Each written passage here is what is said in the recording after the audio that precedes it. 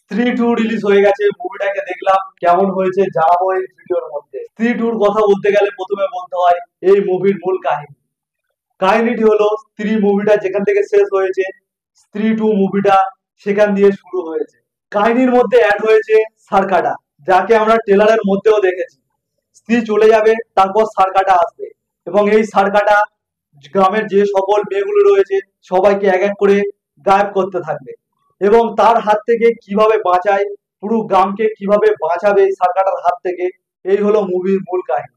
এবং মুভিটির মধ্যে কমেডি তো প্রচুর রয়েছে, যে সকল ডায়লগগুলি রয়েছে প্রচুর হাসানোর ডায়লগ। এবং এর মধ্যে পঙ্কজ ত্রিপাঠী, তাকে যেই জন্য এই মুভিতে রাখা হয়েছে হাসানোর জন্য, সেই কাজটা সে ঠিকঠাক ভাবে পুরোপুরি করেছে।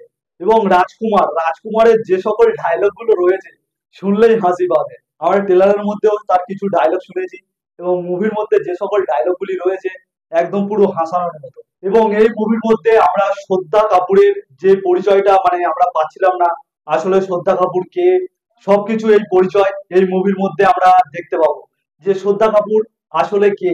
এবারে আপনাদের মাথায় নিশ্চয়ই একটা প্রশ্ন আসছে যে অক্ষয় কুমার মুভির মধ্যে আছে কিনা।